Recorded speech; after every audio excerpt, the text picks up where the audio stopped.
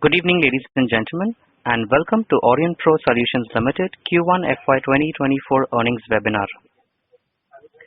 Today on this call, we have with us from the management, Mr. Ashish Rai, Vice Chairman and Director, Mr. Vipul Parmar, Chief Financial Officer, and Mr. Ninad Kelkar, Company Secretary. Please note that any statements or comments made in today's call that may look like forward-looking statements that are based on information presently available to the management and do not constitute an indication of any future performance, as future involved risks and uncertainties which could cause results to differ materially from the current views being expressed. At this moment, all participants are in listen-only mode.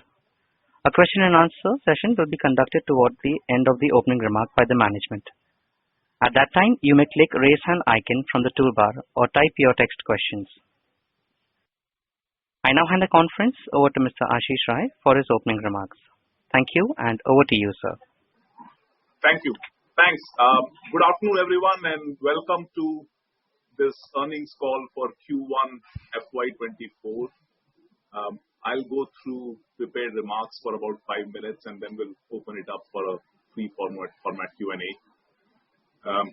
We're pleased to announce the results for Q1, which show our continued growth momentum that we've seen across our core businesses for the last several years.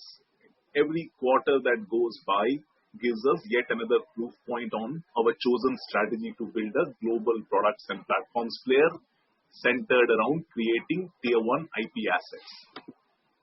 Our strong performance this quarter is the result of a good demand environment for many of our core offerings and our expansion into newer markets through both strategic partnerships as well as the expansion in sales channel that we've talked about in the past.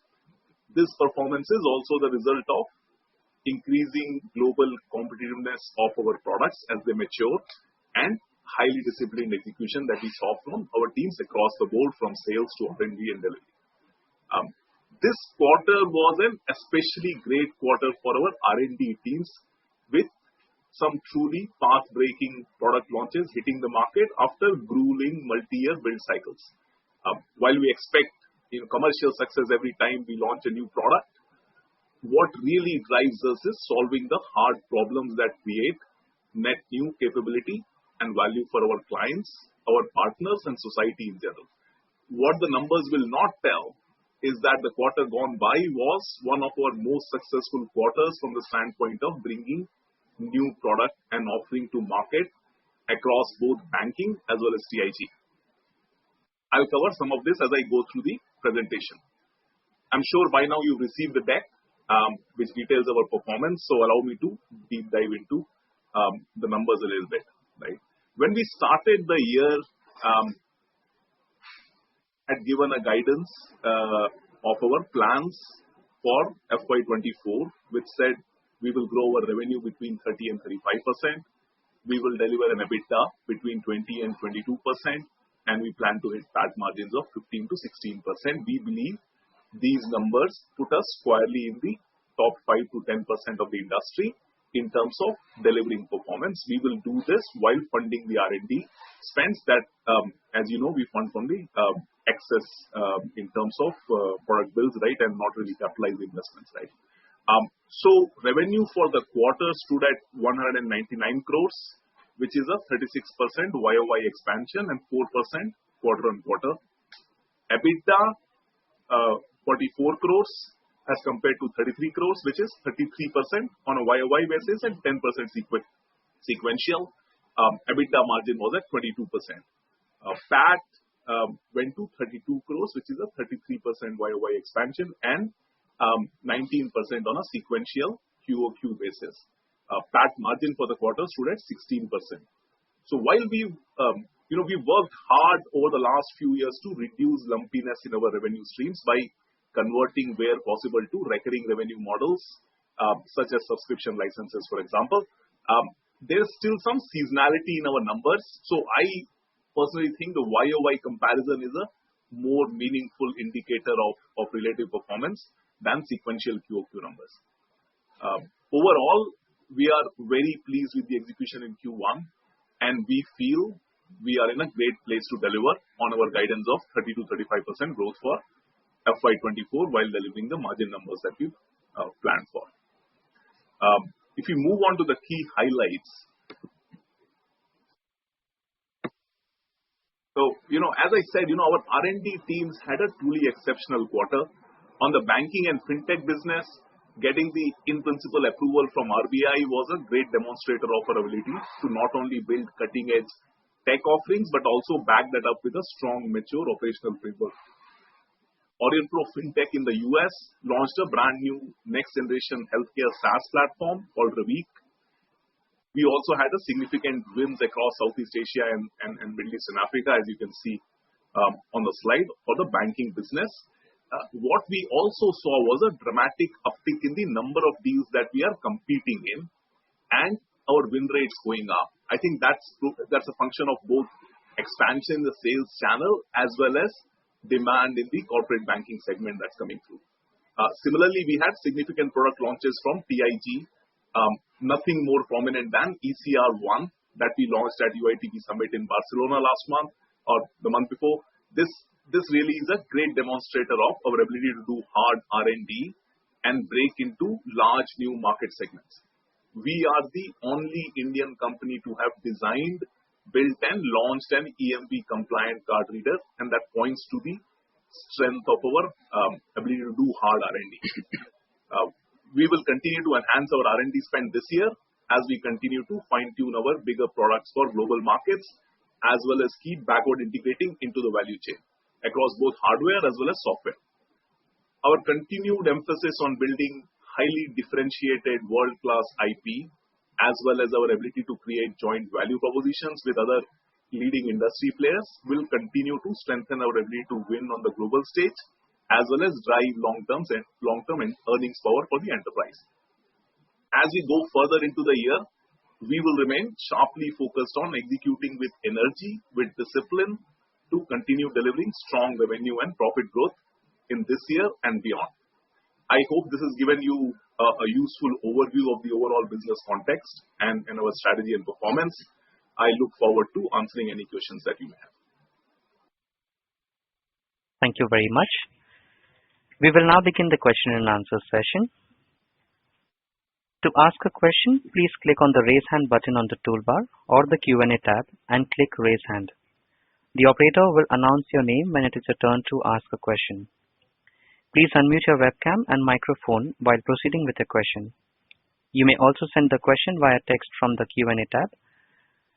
Ladies and gentlemen, we will wait for a moment while the question queue assembles.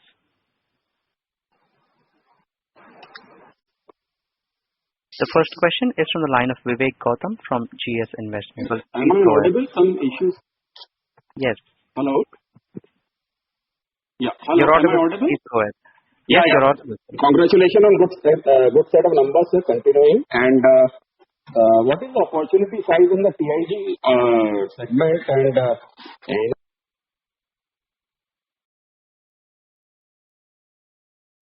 it seems that we have lost line for the current participant.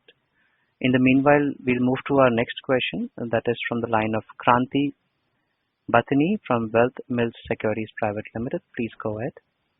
Yeah, I just want to know about there are the big IT companies in India.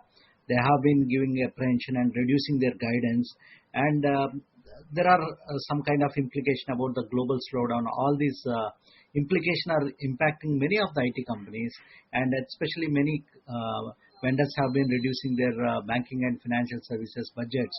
What kind of impact and what kind of visibility as a company you are foreseeing?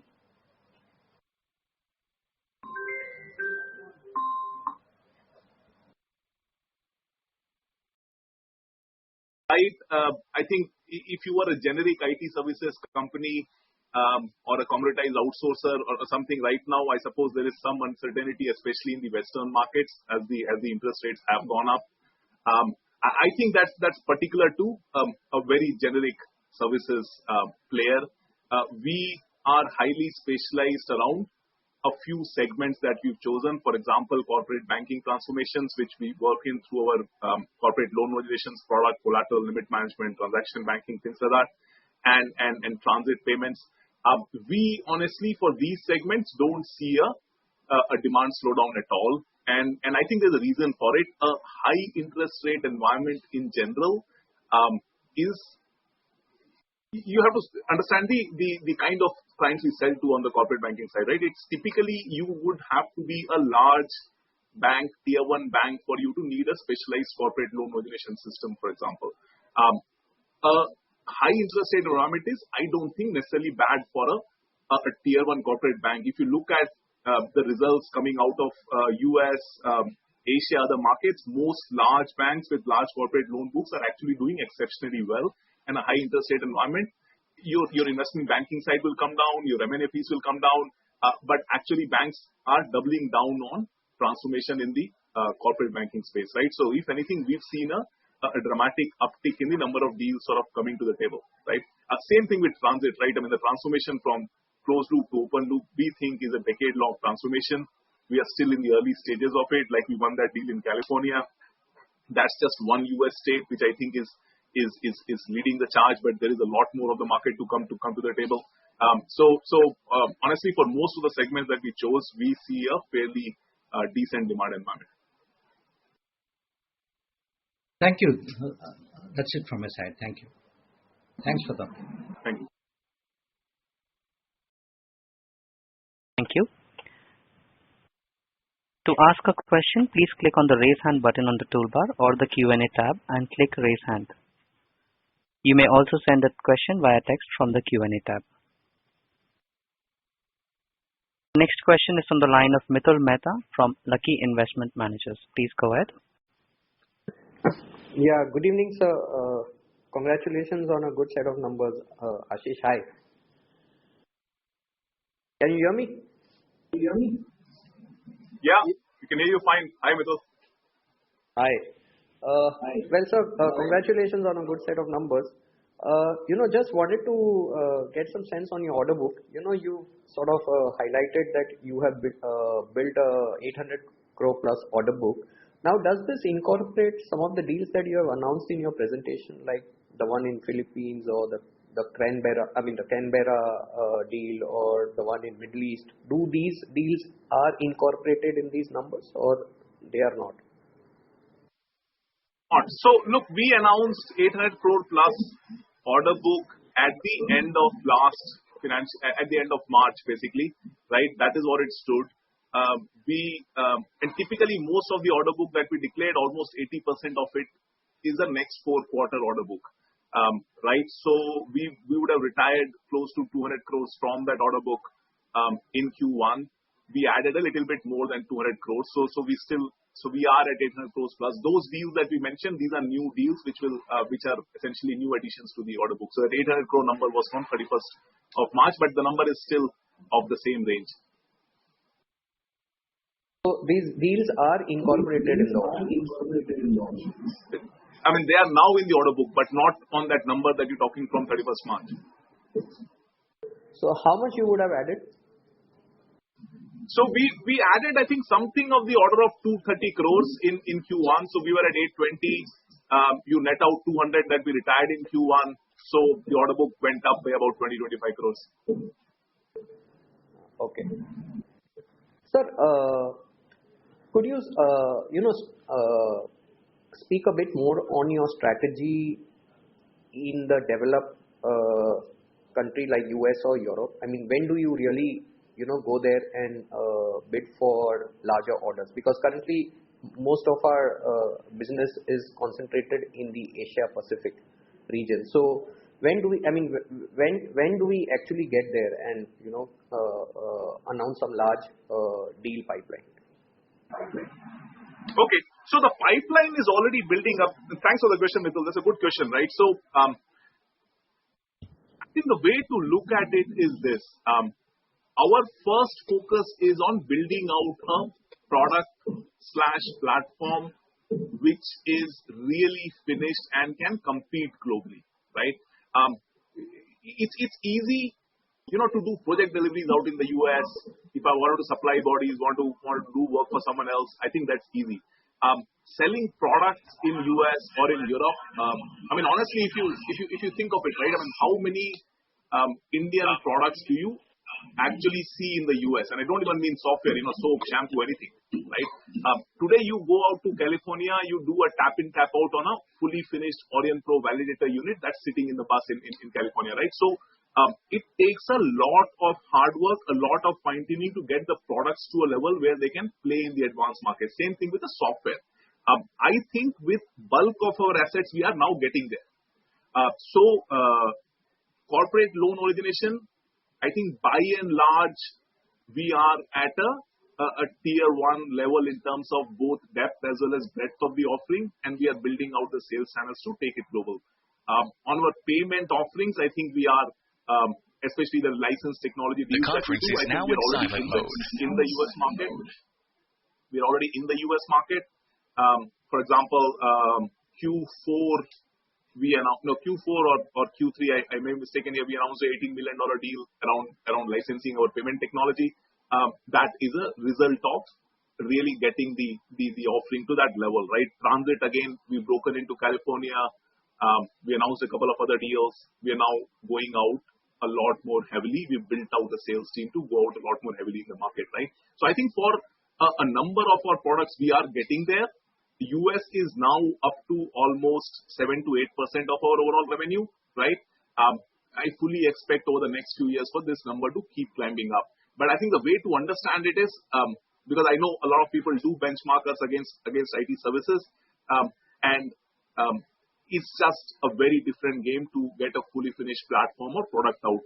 We also launched a healthcare SaaS product last month, in the month before in the US market called Ravik, which is very sharply targeted on practice management sort of offerings, right? So we are slowly getting there in terms of launching our offerings. We're also, the other thing we are doing, which not many players do, is license our technology to some of the other global players who will take it to the Europe and US and other markets, right? For example, we announced the partnership we have with Finastra, where we're licensing our technology. We will do more and more of those arrangements as we go, right? So I think we are by and large getting there from a product standpoint. So now it's a question of really finding the right channel, either through a partnership or go directly and sell. So, sir, as far as your guidance is concerned, you pretty much enumerated about how do you get to a 30-35% growth in the current year. Now, looking beyond 24, I mean, could you spell out your, strategy or some degree of visibility as to where do we go in FY25?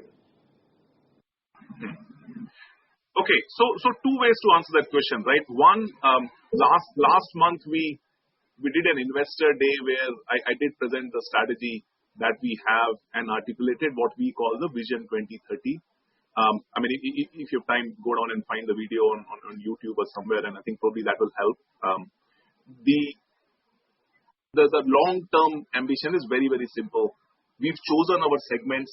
We made 4 large strategic bets in terms of what we're going after, transformation in the corporate banking space. We see a long demand runway. Transformation in the transit payment space. We see a long demand runway. The licensing of technology to other global industries, we've just started, but we see a lot of success ahead, right? So we've enumerated what those bets are. We said in each of our offerings, we want to be a top 3 player globally in the segments that we compete in. Now, this is not a 1-year, 2-year journey. This is going to take time, but that is our ambition to get to, right?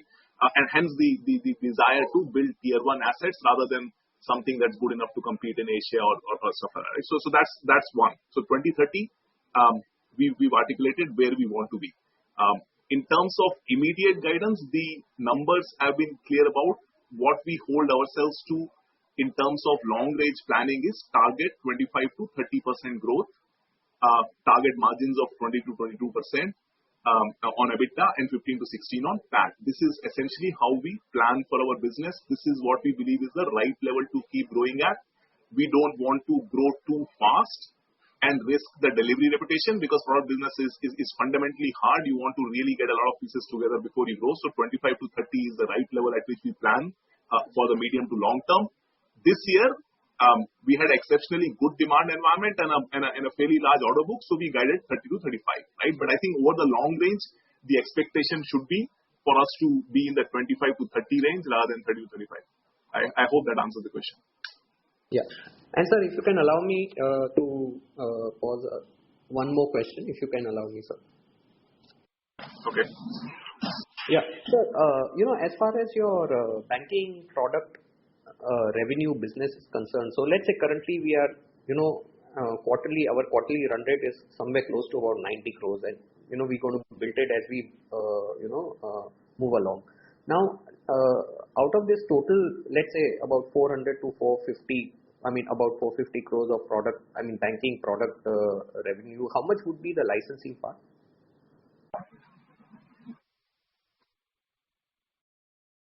The reason you ask is essentially what is linked to IP and hence a different margin profile than the implementation part. Is that the case? Is it a one-off versus is it a margin question or a recurring versus one-off question? No, it's a margin question as well as a recurring versus a one-off question. So I just want to understand the linearity of your banking product business. So look, almost the way to look at it is this, right? When we sell new deals, typically 1/3 is license and 1/3 is AMC and 1/3 is implementation, right? License and AMC are both linked to IP, hence a different margin profile than the 1/3 which goes into implementation, right? On the overall book, almost 65 to 70% is what you can call recurring or ongoing. That's going on, and the other 30% is what we sell and deliver in the year. Out of the sell and deliver, roughly half would come from existing and half would come from new. So the actual new dependencies is very, very small, right? Recurring, roughly, let's say 2/3, 1/3, recurring and ongoing versus one-off. And in a deal, license is a third, AMC is a third, implementation is a third. Anyway, congratulations and wish you all the best, sir. Thank you. A reminder to our participants to ask a question, please click on the raise hand button on the toolbar or the Q&A tab and click raise hand. So in the meanwhile, while the queue assembles, we have a few text questions. The first question is from Varun Mohanraj from Scaniva Capital. What is the business model in TIG transit segment? Do we get business from new metro projects alone, or we get business for existing metro projects also? If so, what is tenure of such projects? My second question is on data centers. Which part of the data center value chain are we targeting? Thanks, Varun. So two questions, right? So first tackling the transit side. Typically, so we do compete on new projects.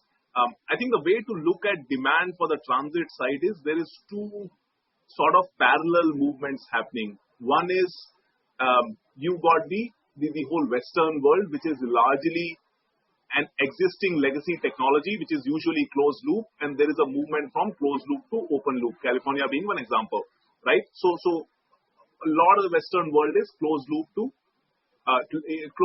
open loop. So old tech to new tech. A lot of the emerging world is where new projects are coming out. So a lot of times it's no tech to open loop tech, right? So both of them are kind of very strong demand drivers for us. We will play in both of those spaces. So California is an example of old tech to new tech.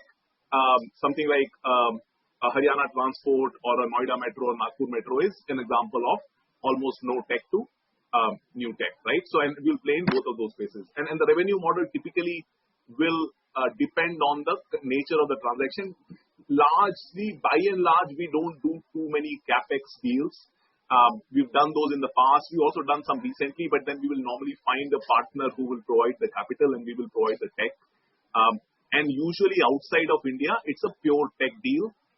California has proven, Canberra has proven, Central America, Latin America, our wins, even in Africa, has proven that we can go head to head on a tech competition and win pretty much anywhere in the world, right? So globally, we will obviously collaborate with our larger partners like MasterCard, for example. Maldives, for example, if you look at it, is together in partnership with MasterCard, right? So we will find partners where capital is needed, but by and large, we will go and provide the tech. In India, we will do larger capex transactions as well, but then find a capital partner to work together with us on it, right? So which is like Nagpur Metro, Noida Metro, Kanpur Metro, Haryana Transport, etc. Right? So that's essentially transit. The segment has been growing very, very strongly for us, and we see a long demand as the world moves from closed loop to open loop tech. Open loop tech basically is, you used to preload a instrument and go to the metro gate. Now you want to use your card, you want to use QR code, you want to have account-based ticketing, all that stuff. So essentially moving from here to here, and that I don't think is a movement that can be stopped, and that will go on for some time. On data center, this is a specific bet we have on the digitization of India. We see a significant long-term demand as well as we saw a gap in the market, right? So we built out what we believe is one of the strongest data center design teams in the country, one of the strongest teams in terms of project managing a build, right? And there is a significant demand. We've announced a lot of wins in that case, including some highly complex, competitive projects that we were in the space, and we've got some fantastic strategic partnerships with a few clients who've been investing heavily in the space, right? So data center, we will play across the spectrum. We will normally maintain a mix between design and project managing a build, essentially to deliver the net result, which delivers to the enterprise expectation on margins, right? Because design would tend to be higher margin and the rest of the stuff would tend to be lower margin. So you work on a blend which still delivers to the enterprise margin threshold, right? And this is a business again which has been, so TIG on the whole has been growing exceptionally strongly. This is a business which is probably growing even more strongly than the TIG growth level. Thank you. The next question is from Kripa Desai from Electrum Capital. So on the banking side, sir, in US, Europe, would you be replacing the existing competitor or find new customers? Because I believe large banks there would have already be having such solutions placed.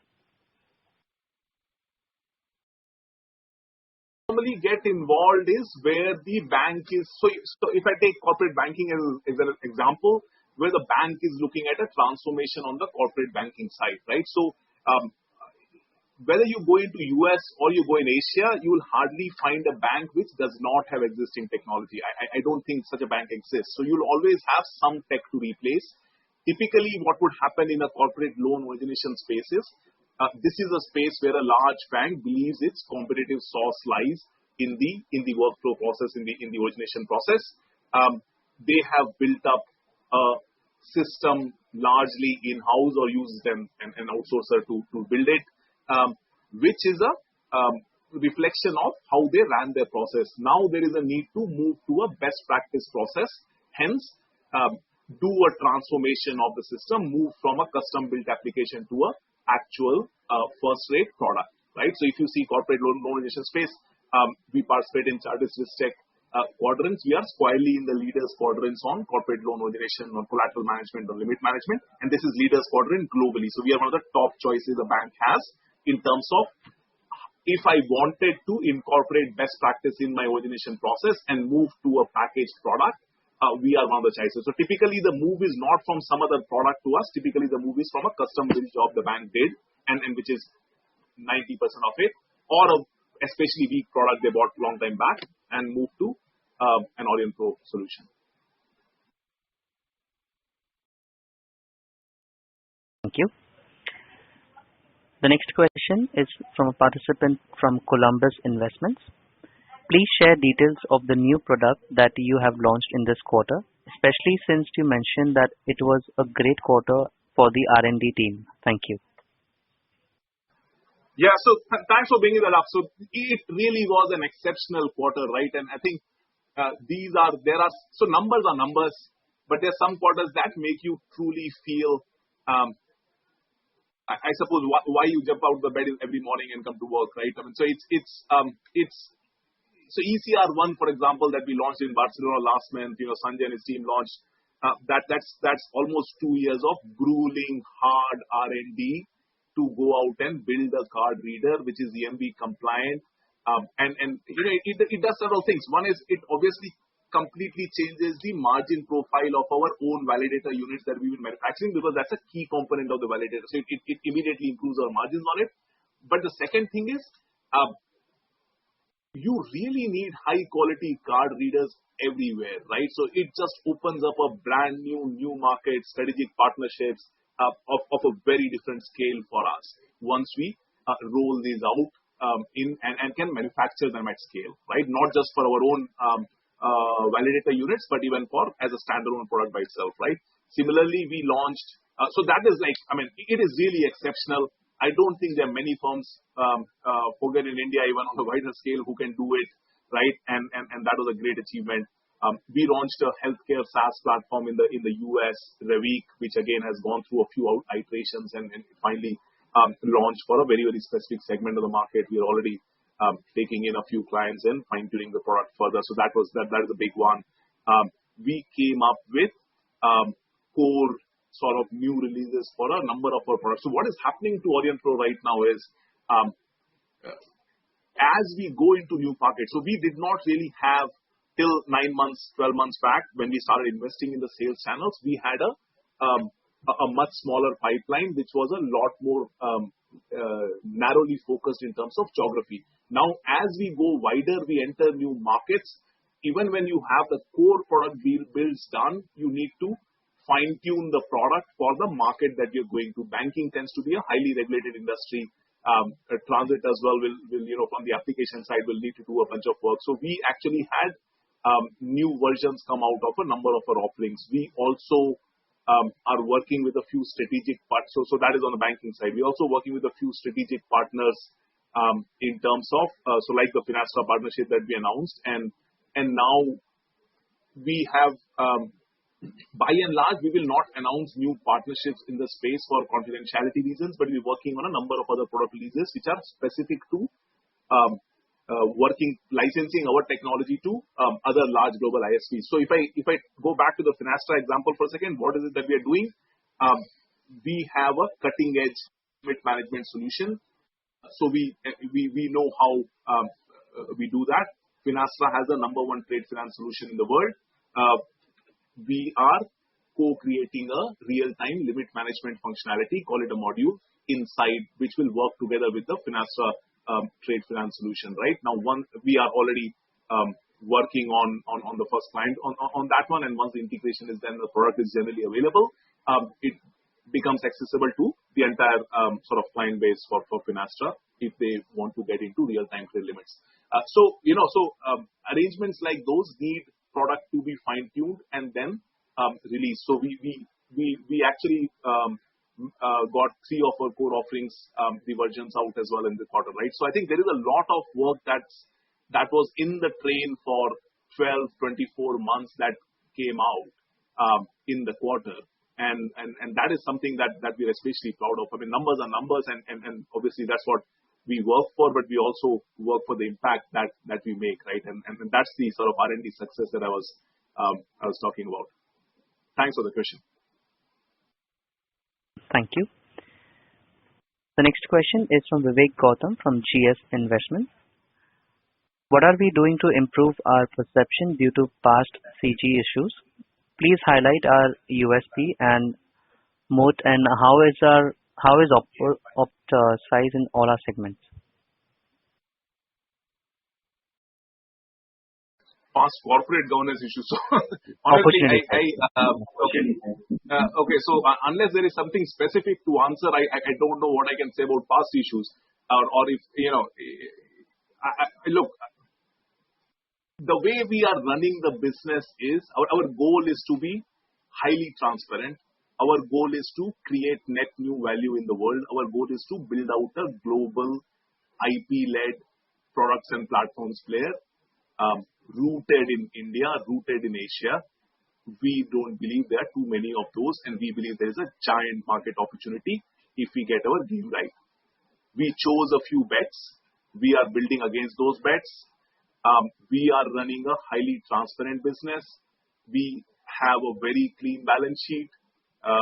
We had 170, 180 crores of debt. We retired it down to a fairly low number. We don't capitalize any, with the exception of, the payment side where for regulatory reasons, we capitalize a very, very small, not material amount. We expense all of R&D, so there is no significant intangible assets sitting on the balance sheet. So I know, unless there is something specific I can answer around corporate governance, I think we run one of the cleanest businesses, one of the most competitive businesses in the place. We've been our products, Chartist Tech Leaders Quadrants. There is no vendor in India, there is no vendor in Asia which can claim to be there. I mean, if you talk of a few competitors, they are far to the left, not even threatening to get anywhere close to the Leaders Quadrant in the next 10 years, right? So we create real value. We run a competitive business. We have been very clear about where we want to be in 2030. I hope that is good enough. But very happy to take on any specific questions. Thank you. The next question is an audio question from the line of Sahil Sharma as an individual investor. Please go ahead. Hi, sir. Can you hear me? Yes, please go ahead. Yes, sir. The question is, since we have tier 1 IP, and when I look at the distribution or geographical distribution of our revenue, most of it comes from India and then from APAC.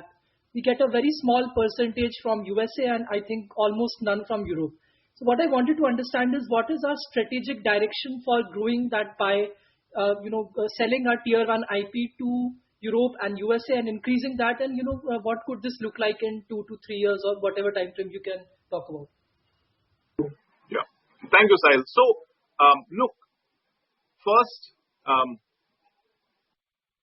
our product businesses in Southeast Asia, Middle East, and India, I think that's where we've primarily been centered, are highly profitable, right? I think we can drive margins in these markets which are better than what most players can drive in US or Europe, right? And pretty much, I would say pretty much 98% of the industry would do lesser margins than us than what we can do in Asia. Typically, the reason people don't like being in Asia and India is because they're selling essentially services, which is selling work hours for someone, and you don't get the right realization on those hours in these markets, right? But when you're doing product, that is not a big problem, right? So that's number one. So we can run a highly profitable business in these markets. But of course, you are right.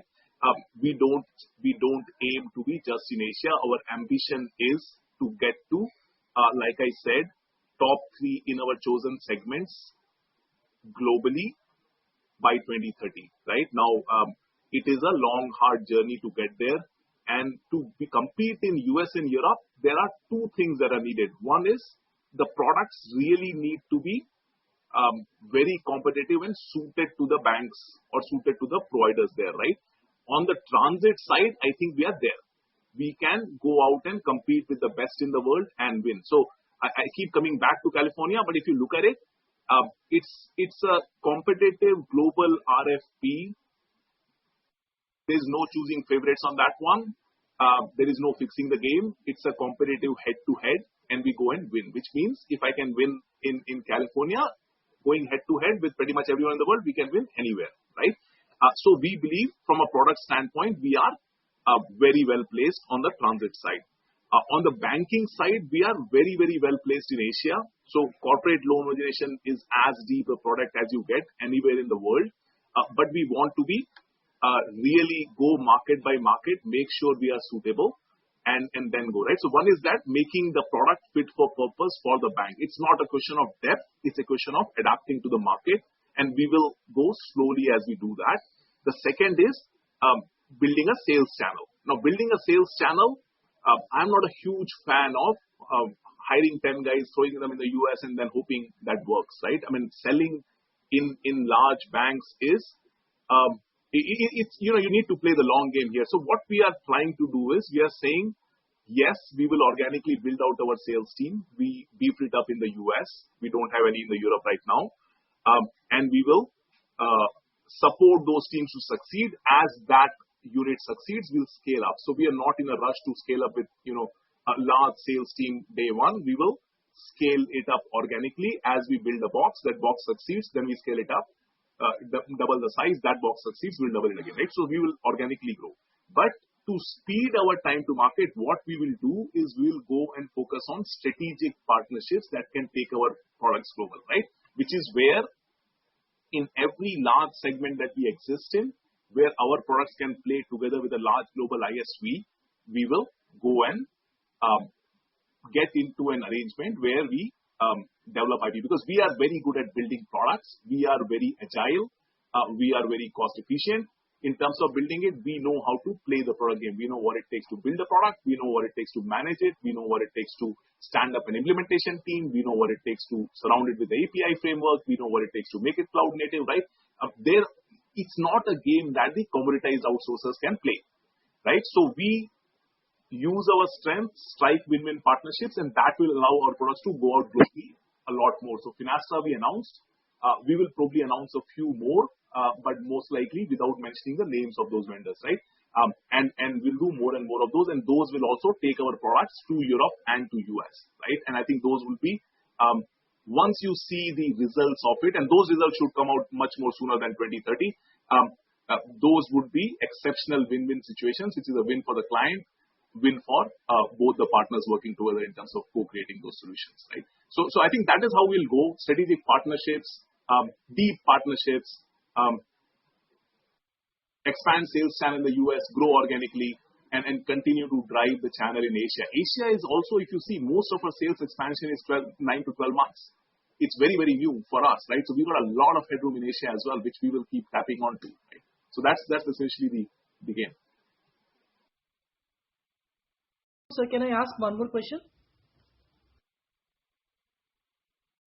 Sir, when we look at the license we got for payment aggregation, can you just share like how we would leverage that and what is the business model there for, I think, Auropay, right? Yeah. So Auropay, look, payment, as you know, digital payments is a vast market. We've applied for licenses in India, which we got an in-principle approval from RBI from, and we applied for license in Singapore, which is still in the process. The goal is not to become the 51st payment gateway in India and join the race to the bottom on margins. The goal is to strategically play in areas we are strong in, right? So this is something that I've explained before. You know, what is the key strategy when we go into a segment, right? So first is we choose a segment, right? We choose a segment where we believe the demand runway is long. We believe the leadership is fragmented or at least contested on a global basis, and we believe we have the ability to build out a tier 1 asset, right? So once those three conditions are met, we are in that segment, like corporate banking, transit, whatever, right? So we choose a segment. When we go into that segment, then what are we trying to do, right? It's not just building a product. What we are saying is we're not that keen on sitting in a box that says software or hardware or services or whatever, right? So we are a tech player. We will look at the whole value chain. We will look at how does the client buy. In the case of a transit operator, it goes from a validator to the software around AFC, to the payment stack, to gates, the whole thing. In the case of a bank, it goes from the software to the implementation to the cloud, right? So we look at the value chain. We will try as far as possible to occupy every point on that value chain, right? And become the most cost-efficient producer on every point of the chain. That is what allows us to really build up a competitive advantage over everyone else who's playing that game, who thinks they're a software vendor or hardware vendor or services vendor, right? And that allows you to drive margins, right? So that is the game. Now coming back to your Auropay point, transit, for example, we are end-to-end, and the payment offering can play very well with transit where we already hold the contracts, right? So allows us to expand the margin on the same business that we are doing anyways better, right? Second thing is, for example, the B2B SaaS platforms we have, enabling B2B payments, which we believe is an underserved niche, right? So we've chosen spaces where we have a competitive advantage, we think. Second, we have a margin expansion game. Third, we have the ability to really differentiate ourselves and go after the underserved market, right? So that is essentially the game for digital payments. We believe this is a huge market. Even when you get so specialized, you're obviously competing with everyone else, but we are in spaces where we believe once we have the offering fully ready, so we got the in-principle approval, but we still need to get the final one, right? Then we essentially play in spaces where we have that unique competitive advantage. Thank you. Sahil, may I request you to join the queue for any follow-up as we have several participants waiting for their turn. Thank you. The next question is from the line of Suryansh from Bizex Enterprises LLP. Please go ahead. Hi, congratulations. I need to ask that after recent capital raise, do we need further capital raise in near time, sir? Okay, thank you, Suryansh. So, the short answer is no. The capital raise that we did is actually a very, very minor capital raise. It's not a significant capital raise. As a business, so like I've said on previous calls, we are kicking up enough capital to reinvest back in the business and can support the organic growth of 25 to 30% levels, right? And the additional capital that we raised is, it sort of improves the strategic flexibility for us a little bit as we go into an environment where we see some very large opportunity. Our ability to react to it improves slightly, right? But it's not a huge amount of capital raise. It's a very minor capital raise, right? So that was the only ambition behind that. It sort of improves the strategic flexibility over the next 12 months to react to significant opportunities which we think may appear, right? So if they don't appear, it's essentially used in general corporate purposes. Do we need more capital long term? So this is what is happening to the business, right? What we said is, first, choose the segments. We did that. Second, build out assets in each of the segments that can compete. We've done most of it, right? Third, go out and expand organically in each of those. Be ready for scale, right? So if you go back and see that Vision 2030, the period in the middle is that scale readiness period where we say, because product business is not the same. If I want to grow 30%, it doesn't mean I have to go and hire 30% more people. I need to actually hire far lesser people, but then I need to tie the whole thing end to end, right? From how we design, how we fine tune, how we manufacture. Even we've got a bunch of manufacturing facilities for electronics out in Southeast Asia as well as India. How we get the software side right, how we get the operations right? So we need to get the whole thing fine tuned as we really scale. So we can see a situation where we have built out a lot of products and we are ready for scale from design to manufacturing to software, and we can deploy, more than the amount of capital that the enterprise is kicking up. But I would say if we ever reach that situation, that would be to support growth rates more than the organic 25 to 30% that we've been committing. So the short story, 25 to 30% to support that growth. I don't think we need any excess capital. Thank you, sir. And one last question was that, sir, are we also playing something in insurance side or not? Like we are in banking, are we playing in something in insurance also? Not in any significant way at the moment. We've been talking to a few insurance clients in terms of supporting their digital efforts and especially on the payment side. But we are in the US. It's by happenstance, but essentially we have become some sort of a key link in the payment chain in the insurance business because of our licensed technology being used by some of the very large payment facilitators to the insurance business in the US, right? So we've been exploring some conversations in the insurance space around leveraging the payment technology further. But that's not an insurance domain offering. That's essentially a payment offering. It's just that an insurer happens to use it. Thank you. Thanks for giving opportunity. Thank you. Thank you. So we'll take the next question from the line of Paresh Doshi. One, next generation treasury application, NGTA, issuance of RFP. A pre-bid meeting for the captioned e-tender was conducted at 3 p.m. on June 23, FY2023. This was attended by the company. 2. When can we expect RBI license to operate as payment aggregator? Please throw light on the above two matter. I don't think the two are linked. I think the information that you picked up on the participation in the RFP, that if that is an open thing, then just go by what it says. I'm pretty sure it doesn't say anything about the payment licenses, right? The two things are not linked. Thank you. Next question is from Umesh Matkar from Sushil Financial Services Limited. Congratulations on a great set of results. Can you explain on Reviq Healthcare SaaS platform and how it fits to your current business model? Just on the previous one, right? I missed answering the second part of the question, which was how long does it take for us to get the license, right? So while I'm pretty sure that Treasury RFP point made and the payment thing is not linked, we are going through the process in terms of fulfilling the operational parameters that RBI needs for them to come in and do the inspection and do that, right? So I think that will take a few months before we get into that inspection. As we get to that milestone, we will inform in the right forum as we get there, right? So coming to Reviq, it's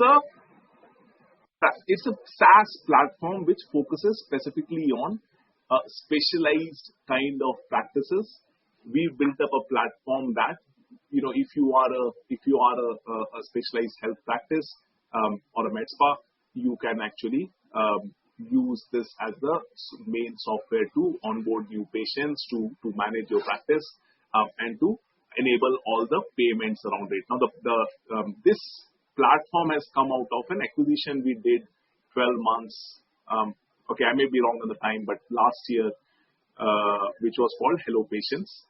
And what we've done is we've combined our payment technology with some of the software that was getting built around Hello Patients. We completed the software, or we completed large parts of it to be relevant to one part of the market, and combined that with the payments technologies, and that's what we've launched, right? So this is still a soft launch where we're going out and fine-tuning it for the initial set of prospects and clients, and then we intend to push it a lot harder, right? I think even if you go after just the med spa space in the US, that's a huge space, and there is a clear edge we have on the payment side of things in terms of really enabling a seamless transaction for the client, right? So I believe we have some real value to add in terms of the experience that a client gets from the practice, both in terms of onboarding, regular usage of practice, as well as the payment side, right? So that's essentially the play.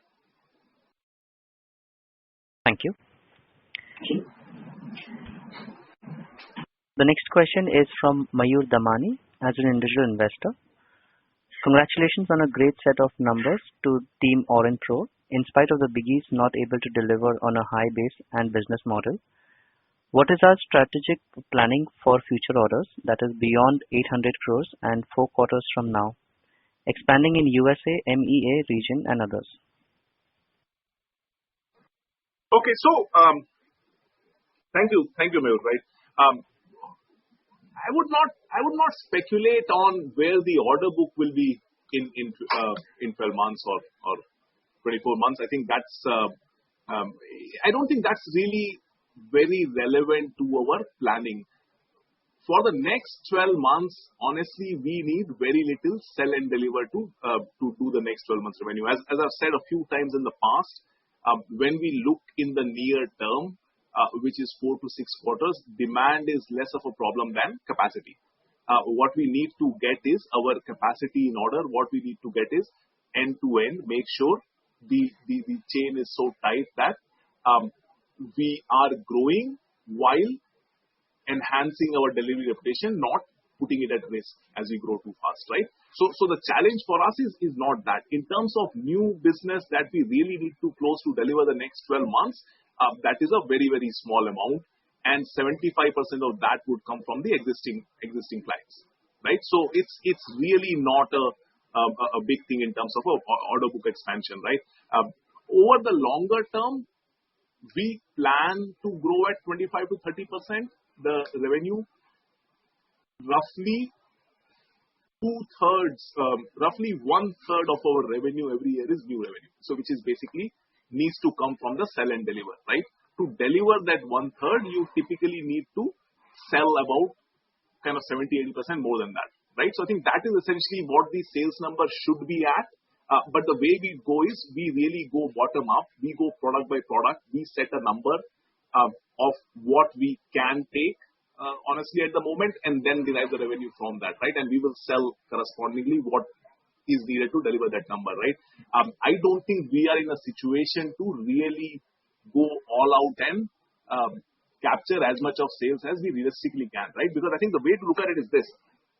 In most of the segments we are extremely competitive, whether it's transit, whether it's banking, extremely competitive, right? So if your limit is your ability to take business, not your ability to sell, you would want to calibrate sales to make sure you're not sort of endangering the capacity, right? So I think that is essentially what we are doing. It's not blindly sell as much as you can. It is decide how much you need to sell to deliver the 25 to 30%, and then calibrate the sales there in terms of how much capacity you put on the field, right? Now that does not take into account some of these new strategic partnerships that we formed, because honestly, we don't know what that would drive in terms of future sales, right? So that is one sort of variable which we're not planning for at the moment, which may increase the amount of sales we may have to take, but we will sort of cross that bridge when we come to it. Thank you. Ladies and gentlemen, that would be our last question for today. I now hand the conference back to Mr. Ashish Rai for closing comments. Thank you, and over to you, sir. So thanks everyone for joining the call. Q1, I think, was a good demonstrator of, I suppose, the continued success of our strategy. The journey we are on is a long journey. So 1 or 2 quarters do not really, they are not so material in the larger scheme of things, other than as proof points to say whether we are going in the right direction. In that sense, Q1 was an encouraging quarter for us. We will remain focused on delivering to our plan of growing 30 to 35% this year and maintain the margins that we are at. I look forward to seeing you in the next earnings call. Thank you very much.